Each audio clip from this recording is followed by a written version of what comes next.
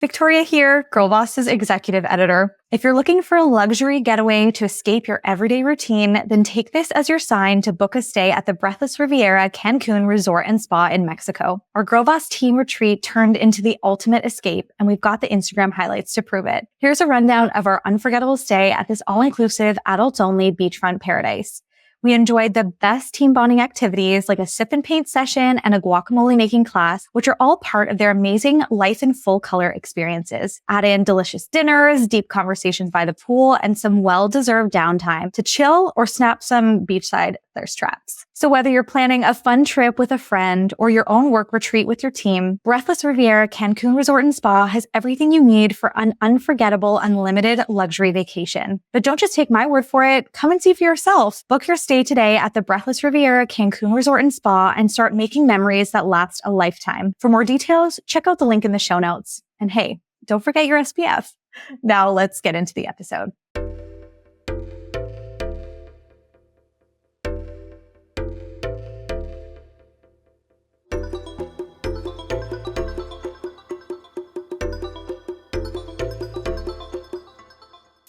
Welcome back to Girlboss Radio. I'm your host, Avery. I said it before and I will say it again. It feels so good to be back in the podcast groove. If you missed our previous episode, by the way, it was our first episode of season 4. Make sure you go back to check it out because not only do I share a little life update with you, but I also had an amazing conversation with Drybar founder and bestselling author, Allie Webb. Now, today's episode is one that feels like a deep dive into career therapy in the best way possible.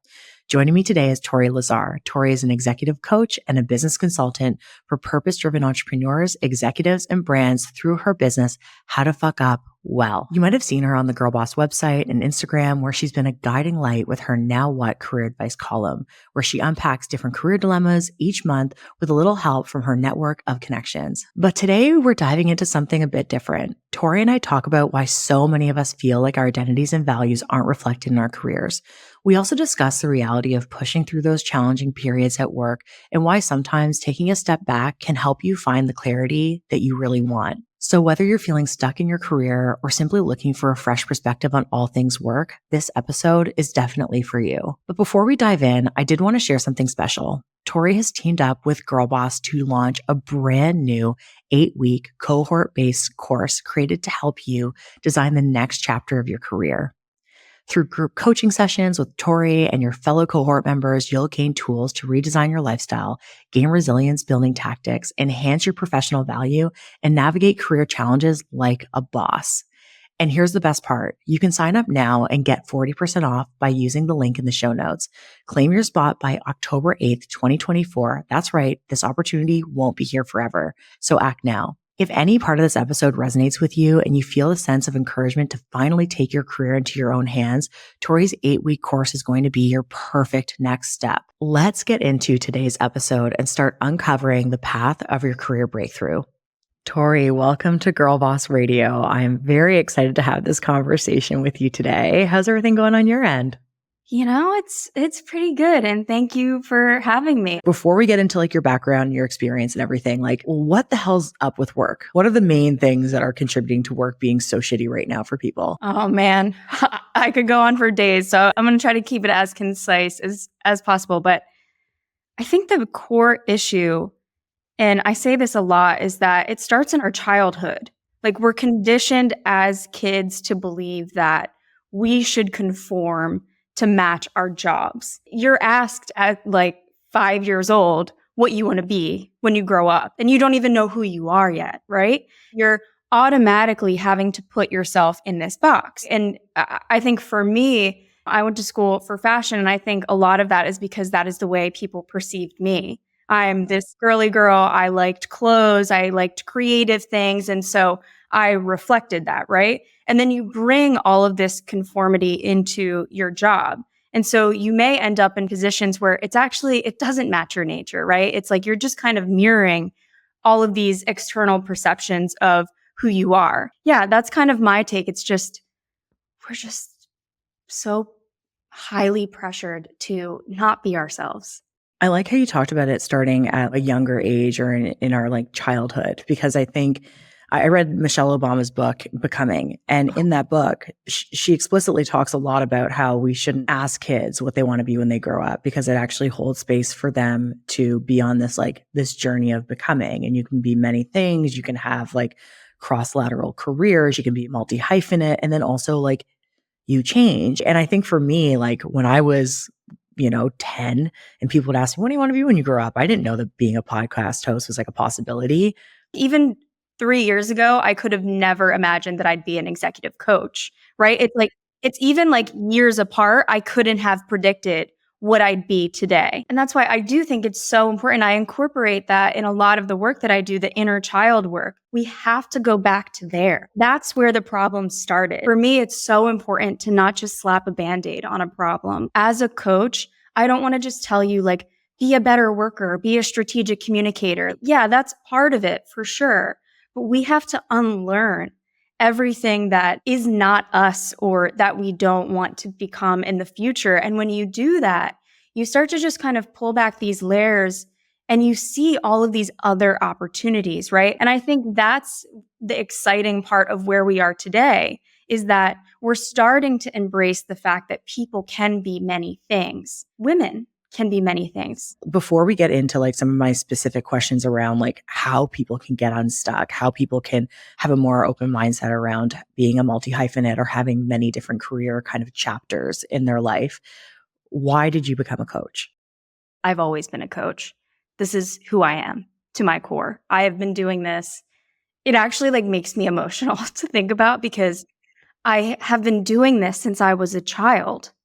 And there's a lot to unpack there of why I've been doing this since I was a child. But, in high school, I was a part of a leadership group where I had different conversations and gave different talks to my fellow classmates and facilitated conversations around different things that we were struggling with, whether it was our mental health or our dynamics at home, and kind of helping them find their voice to be able to advocate for themselves, whether that was telling a teacher, telling their parent.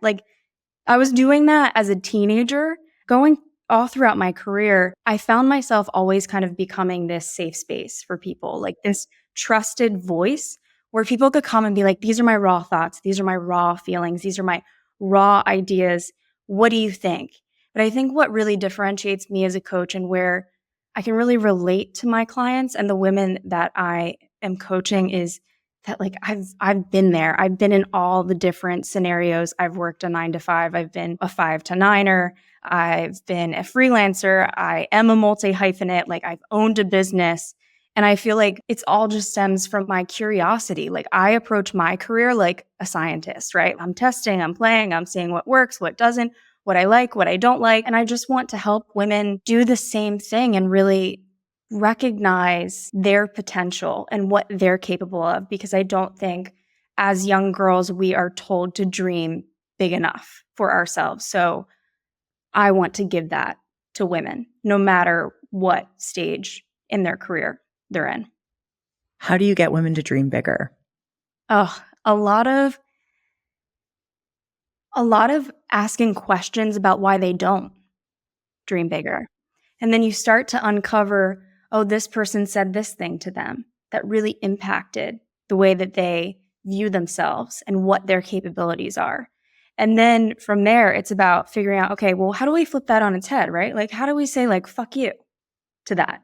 And how do we reinforce all of the things that actually do say that you can do these things or you can be this kind of person, right? So it's uncovering what are these voices, these narratives that we're just playing over and over and over again in our heads, because that is really what it is. It's so interesting because I had an old boss project an assumption that she had on me and about my work. And the projection was that I was not a good writer. It was so direct that it really kind of shook me. And it's something I carried with me until I started writing and I started sharing that publicly. And then lo and behold, my Instagram account grew. I didn't attract all these followers because of posts I made that were pictures of me or my life. They were my words, and they would come from the heart and they were written by me.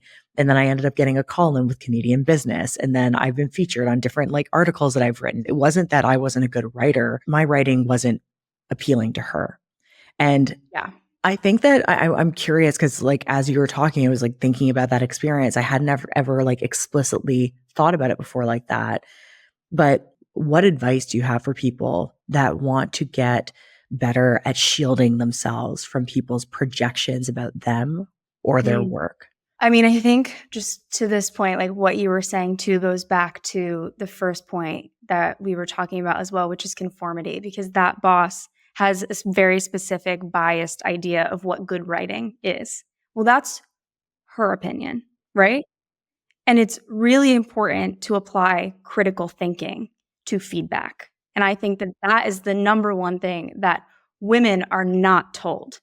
You can actually critically assess advice and feedback that is given to you. When you're given feedback, right, you have to take it, right, with a grain of salt. You sit there and you might ask questions to kind of better understand it, but you take that and you need to sit with it alone, in solitude, in silence. And you need to really look at it and be like, okay, well, what actually resonates? Which part of this is really like hurting my ego too? Because I think there's an ego as well that you have to get over at first. So like which parts are really hurting my ego? Which parts feel actually like constructive and adequate and maybe I should take into consideration? And which just like you have that gut instinct to be like, I don't agree. Because you're allowed to not agree with feedback. And it's so important because I know that there's so much data out there. Like there's a study recently that came out where high performing women within corporate spaces are more likely to be on the receiving end of negative feedback than their male Yeah. counterparts, Mhm. disproportionately. And I know that also as a Black woman are more likely to be on the receiving end of negative feedback around behavior and performance than our white counterparts. And the reason isn't necessarily because we're like statistically more likely to underperform. It's because of bias, which is a systemic thing that's so much Absolutely. more nuanced. And we know that women are definitely on the receiving end of that as well. So what are some other kind of big work challenges that your clients and people in your community come to you with? Like, what's the state of like women at work right now? Yeah, so there's really three core problems that I see time and time again. So the first is that they don't feel like their identity or their values is reflected in the work that they're doing or the organization that they're working within. And so this is exhausting, right? I think that a lot of us can probably relate to this. And so they don't feel inspired, they don't feel fulfilled, and they are demotivated because it's like they're being told that they're not good enough, really, or that they don't belong in that space. The second one is really around chasing the concept of work-life balance. And for me, I tell all of my clients this, work-life balance is bullshit. It's binary. Life is not binary, right? So I think people are chasing that, right? They're like, okay, I need to be perfect at work and then I need to be perfect at life, right? And all those other things that fit into life. And so really what it does is it sets you up for failure. And so you're just kind of like chasing this balance that's never really going to be able to exist. And really what my solution there is focusing more on creating harmony in all of the things that you're doing. All of the things that you do in a day work together to fulfill certain needs, to reinforce your values, or to fulfill what your purpose is. Then the third thing is not having the self-confidence to speak up or to make decisions. Decision making is where I see a lot of people just experience complete paralysis. It's so hard for women in my experience and with a lot of my clients and the people that I interact with to make a choice that they feel actually confident in and that they're not afraid will be judged or criticized. And that's because when we do make decisions on behalf of ourselves, like a lot of times there are all these invisible consequences that come from making that choice on behalf of yourself, of being a strong woman, right? It's like we're called aggressive if we confidently make decisions. That's usually a real struggle, is just like making a choice and feeling good about it and moving forward and advocating for that choice, like telling people, this is what I'm going to do and here's why. And it's going to be good for me and it's going to be good for you. We've been taught that it's up to us to fix all of those problems, right? It's on us. We have to color code our calendars. We need to journal our inner thoughts. Like we need to be constantly improving, constantly working on ourselves. And it's like, yeah, that's part of it, but we need the actual organizations to change, the leadership to change. So how do you recommend that women address these like 3 core issues? So I think the first problem, right? So this is the identity and values misalignment. I think the first thing you do, and this comes back to conformity, right? I think that we have been conforming for so long, some of us don't even know who we are. And so we need to take the time, we need to take a step back and get to know ourselves better. We need to take stock of everything in our lives, right? So like, what are our values? Like, what do we actually care about? Do we feel like they're reflected in the work? Do we feel like we're also reinforcing them and implementing them, right? Because it's different to say you have a value than to act in favor of your values. What do our relationships look like? Are we surrounding ourselves with people who actually make us feel good, or are we surrounded by people who make us feel like an imposter? And what would be an example of like work-life harmony? Because I agree with you, like this idea of work-life balance isn't necessarily realistic. I think about all of my friends that are entrepreneurs, that are founders, that are small business owners, that are knowledge-based workers where they have Slack messages, they have their email on their phone, et cetera, et cetera. And I also think about like working parents. That in itself is like really challenging to find that balance. I think that it is much less accessible for them and arguably, and to your point, like impossible to achieve work-life balance. So like, what is an example of work-life harmony? Work-life harmony is really rooted in, it's called the drama model. And so in order to self-actualize, we have to fulfill 6 core psychological needs. So detachment, relaxation, autonomy, mastery, meaning, and affiliation. The need that I'm speaking to is detachment. You have to give yourself, even if it's 5 minutes in between shutting your laptop and now going and being mom, do a 5-minute guided meditation, right? Like there are different things everybody can do. And again, that's why it's important to create habits that suit your nature as well. Yeah.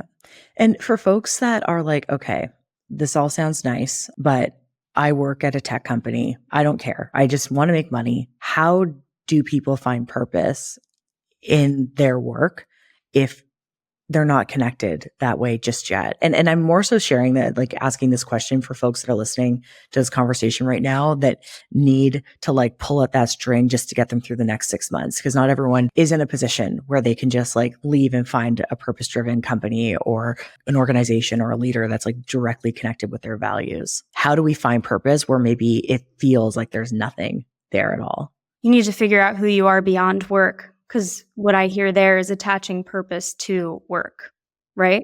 And that's the problem, is that a lot of people think that they can only fulfill their purpose through work. And that is just absolutely not true. A lot of people also think that your purpose needs to remain the same and stay stagnant your whole life. And that is also not true. Dreams change, purpose changes.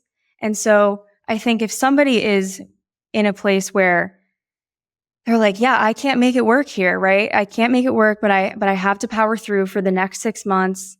What you need to do is look outside of work. How can you bring purpose into your life outside of work? Take a step back. Figure out, what do you like to do on the weekend? So what I actually did, I was laid off from my past job. And again, VC-backed tech company, I was a marketing executive. I was realizing for a while that this was not fulfilling my purpose, but also I was like heads down because I'm like, I got to do this, right? Like financially, this is going to be really good for me. Like I felt stuck in that situation. And then I got laid off, and I am so grateful that I got laid off because I was given a severance and I was forced to really look at myself and to take a break and to figure out what I wanted outside of work and who I am without work. Just that's because my identity was completely tied to my titles and what I was doing and how much revenue I was earning and, all of these various things. So it's like, take a look outside of that. Now is the time to just create space for that. And the more that you start to like detach and break away from applying your purpose only to work, you realize just like how much bigger your life can get and how many more opportunities are there. So like for me, during the downtime, I like started a paddleboarding club with 3 girlfriends, and we just started meeting like once a month.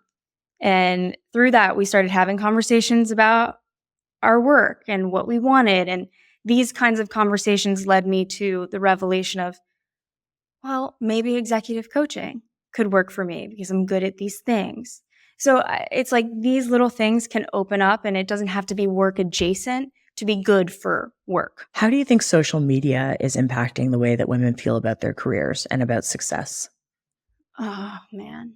I have such a troubling relationship or contentious relationship with social media.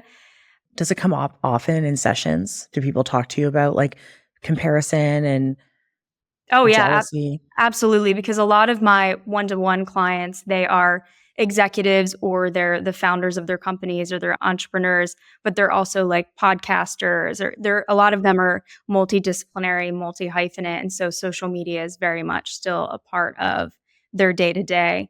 And the biggest thing that comes up really is just comparing yourself to someone who doesn't look anything like you, doesn't have a life that's like yours, doesn't have the same lived experiences, has completely different values. And then you degrade your own self-worth because it just like looks like things are going seemingly very well, right? And so I think social media, it's a distraction to me. I time bound how often I am on social media because, and I think that we're all able to be a victim to it in some ways, right? Where it's like you go on and you just go down this rabbit hole and you just feel like you're not doing enough. It's like the other person in a similar field is already has this partnership or already has this client or is giving these incredible talks, and it's hard and it's an unprecedented challenge that we haven't experienced before. And so the ways that I do it are through time bounding, how often I'm online or on social media. I have an actual alarm at the end of the night. Like I put my phone down, it goes away.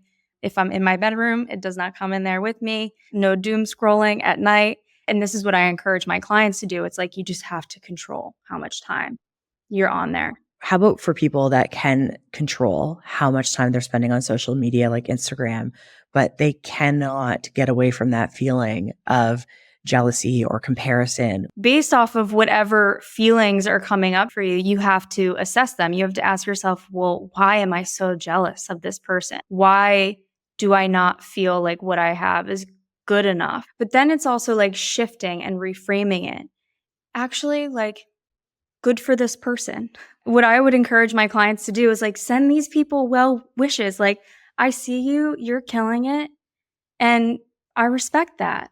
The people that you feel envious of, try to journal about them. Try to pivot how you feel about them. However, there are people that I think are so harmful to our psyches, right? And if that is happening, mute, disengage. You have the power to do that.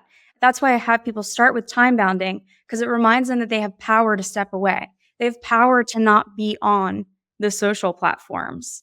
For folks that listen to this podcast specifically because they were like, okay, I'm stuck at work and I feel like I'm in this hopeless situation, what's one thing that they can do to shift their mindset about their current situation and feeling super stuck? One thing that they can do, I think it goes back to what I was saying earlier. And this is actually a quote from Oprah that I love. But when you don't know what to do, don't do anything. And it's not that it's don't do anything forever, right? It's like if you're really feeling stuck and you really don't know what your purpose is, you don't know what to do next, you don't know what you want, you have to take a step back. What happens is that that's where the ideas start to come. That's when clarity starts to kind of take hold. Give yourself a minute. We don't give ourselves any time to just think. What's one thing that you wish you knew before that you know now? I wish that I knew that I didn't have to rush. I think I just, again, following through with the theme here, I rushed through my 20s and through a lot of my jobs. And I think there's good parts that, right, where I was like, I would recognize, oh, I didn't love this, and I would move on to the next thing. But I never gave myself time in between to figure out what I really wanted next. And so I would just kind of like, I would react really. And it has worked for me in some ways. But I think specifically between the time, because previously I used to own a brand marketing agency. I feel like this might be some good context to give. I used to own a brand marketing agency for about 4 years before I pivoted to becoming the head of marketing at the tech company that I mentioned. And what I was realizing during my time with the agency and running the agency, which was, again, like on paper, very successful company. We grew it through the pandemic. I had a team of 5 people under me. Like it was working, but I just fell completely out of love with the business. And that was like a huge identity crisis for me. I was like, well, if I don't want this, who the fuck am I? And what I did, I did get a therapist, which was, of course, helpful, who I still work with to this day. But what I did is I rushed. And as soon as I announced that I was going to close the agency, I was given an offer from this tech company who was my client. And I was like, oh, great salary, great job, like all the bells and whistles, really feeding my ego. And I was like, yup, on board. So I went from shutting down a business that I had been running for many years, having to let go of a team, which I'm so thankful that that went well. And I am still close with them today. But it's like letting go of a team, processing the fact that like I didn't know what I wanted to do really. And I was not challenged anymore. I didn't like what I was doing. And then just jumping right into the next thing, which kind of like perpetuated all of the problems that I was having in the agency. And I rushed because I felt like I wasn't worthy or successful if I didn't know what my next thing was. I asked you this question because I've been thinking a lot about this too. And my answer is exactly the same. Like, Really? oh yeah, if there's one thing that I wish I knew then that I now know about work, it would be to take your time and to not rush. There's a certain level of rush and craze and scarcity and fear. I feel like I've been in survival mode my entire career. And I think a lot of people can relate to that because I mean, I've needed to have access to money to survive. I've never been in a position where I could go a couple of months without working comfortably ever. I didn't want to quit my job and not have something to go to because what would people think? What would I post on LinkedIn? There's been more normalization around this now, people taking career breaks and everything. But before, I knew as a recruiter at the time, oh, if I take 2 months off, that's going to be a stain on my resume. That's how they keep you in the system. That's how they keep you on that hamster wheel and in the rat race. I ended up having a break to essentially start my own business with Bloom. I didn't have enough money to really take some time, but I had enough money to take like a couple of months for sure to kind of set myself up. But I was so scared that I would fail and that it wouldn't happen that I didn't take the time. I rushed into entrepreneurship because I was basically forced into it. And it's been a bloody scramble ever since. Yeah. And I think the point here too is like, we don't have to wait for like crisis, right? Or like getting laid off or quitting to take breaks. And that is also part of the problem, right? It's like we can take breaks even while we're doing something that we love or that we enjoy. And that's what helps us sustain. I didn't have that perspective then. I know it now. And I think that I would say to anyone here that's like listening and they're wanting to make that big shift or pivot or they are feeling stuck at work is that if you have time, and even if you find that time by like staying at your company, but knowing that you're leaving 2 months from then or 3 months from then, that's still better than like throwing yourself into something new. Yeah, totally. And I think too, there's just the last point here is that you can be stuck even when you change a job. So like for me, I was stuck in my agency. I went to this other job, still stuck, right? Just because you have a new thing doesn't mean that you're not still stuck. So I think that's also something to acknowledge as well. Okay, so for folks that are feeling stuck, or they've moved into a new role and they're not happy with it, or like you, they're in a position, maybe something that they built themselves and they're like, this is not for me anymore. What's the first step that they need to take before a big pivot? I think documentation is incredibly important. And what I mean by that is in your current role, start documenting all of the positive feedback that you're getting. Start building up your toolkit that reinforces your value.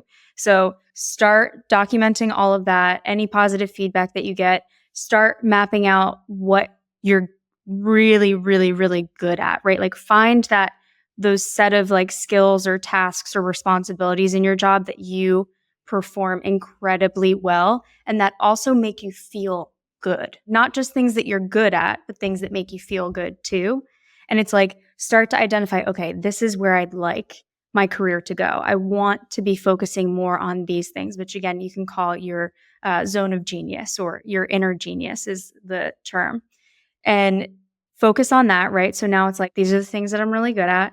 I've got my positive feedback that reinforces that, but also figuring out like what differentiates you. So don't just like look at your technical skills. Also look at like, what are your qualities that make you unique, that make you valuable, that you can speak to in your stories, right? For me, I'm a highly resilient person and I've built different businesses. I've quit jobs. I've been laid off, turned them into opportunities. I have a lot of stories that I can leverage to reinforce that. So I think those are kind of like top three things, like got your testimonials, feedback, you know what your strengths are, you know what your differentiators are. And then it's starting to do research, right? How can these translate to different positions, different jobs? Really like spending time. This is why don't rush this part of the process. People rush this part. It's like, look on LinkedIn and just start like scrolling through and see who has a job that I think sounds cool. And that could probably like benefit from what I have to offer here, right? And then start connecting with those people, having conversations with people who have jobs that you admire. Maybe you won't actually like go for that specific job, but it's like, reach out. People respond. I feel like so many of my clients, of my friends, of my peers and colleagues have come from me just like shooting my shot with a cold outreach, email, DM, and being like, I think the work that you do is fucking awesome. And I explained why I think it's awesome. And I'd love to learn from you. Like, I'd love to understand what your day-to-day looks like. And more often than not, people are willing, right? It might take a couple tries. You might not get that yes with your first message, but it's like have conversations with people who you admire, who just like have similar skill sets, things like that, and talk about your vulnerabilities. I think a lot of people struggle of being like, I'm in progress. And again, this goes back to us feeling like shame of not knowing what the next thing is. But people love to solve problems. That's part of human nature. And so if you go to people and you're like, these are my vulnerabilities, like this is what I'm going through right now. I'd love to just like learn from you. I admire what you've done. And I just think there's a lot that I can take away from it. People appreciate that at the end of the day. And through conversation, through the research, things will start to align. The potential paths forward, you'll have many instead of one. And that's what's important. Amazing. Well, I think that that's a great place to end the conversation. Tori, thank you so much for sharing your energy and your brilliance with us today. Before we wrap up, where can people find you? Yeah, so I'm on all the social channels at Tori Lazar. Awesome. Okay, thank you. All right, thank you so much. Thanks, Avery. I appreciate you.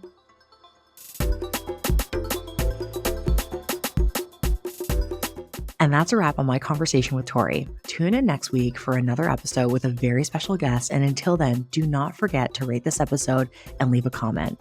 Is there a guest you think I should interview? A topic we haven't covered yet? We want to hear it. DM us on Instagram at Girlboss Radio. And don't forget to check out the link in the show notes to claim your spot in Girlboss's brand new course with Tori, designing the next chapter of your career. Plus, you'll get 40% off. If you're ready to go from stuck to success, save your spot by October 8th. As always, this podcast is produced by Victoria Christie and Camila Nizio and edited by Diego Domine. Until next time, keep blooming.